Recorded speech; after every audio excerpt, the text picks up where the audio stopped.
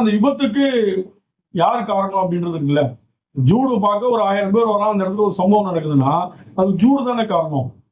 எப்படி ஆந்திராவில் வந்து இவர் மேல கேஸ் போட்டாங்க, சினிமா தியேட்டருக்கு வந்தாருன்னு சொல்லி அல்லு அர்ஜுன் சார்ஜ் ஷீட் போட்டாங்க, ஜெயிலுக்கும் 2 நாள் வச்சாங்க. அப்ப அவரா வந்து தள்ளி விட்டு சாவடிச்சாரு, இல்ல அவரா வர சொன்னாரு, அது காரணம் கிடையாது. இந்த இஷ்யூக்கு யாரு காரணம்? ஒரு பிரிட்ஜை கட்டுறான் ஒரு இன்ஜினியர். இல்ல அல்லு அர்ஜுனுக்கு அந்த மாநில போலீசார் வந்து இப்ப வராதிங்க, இல்ல என் ஃபேன்ஸ் இருக்குன்னு சொல்லிட்டு அவர் வந்ததா ஒரு தகவல். இதே மாதிரி விஜய்க்கும் சொல்லப்பட்டிருக்கு.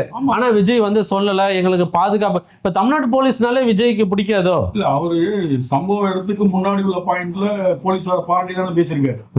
எனக்கு அது வரைக்கும் போலீஸ் நல்லவங்க, இங்க வரைக்கும் ரொம்ப நல்லா பாதுகாப்பு கொடுத்துறீங்கன்னு அவர் தமிழக போலீஸார பாராட்டி பேசின அதே விஜய் தான் இந்த பிரச்சனைக்கு அப்புறம் அதே போலீஸ் தான் அவரை சேஃபா அனுப்பிச்சு வைக்கிறாங்க. சேஃபா போன விஜய் 3-4 நாட்கள் கழித்து தான் ஒரு வீடியோ போடுற. இது காரணம் முழுக்க முழுக்க தமிழக அரசு.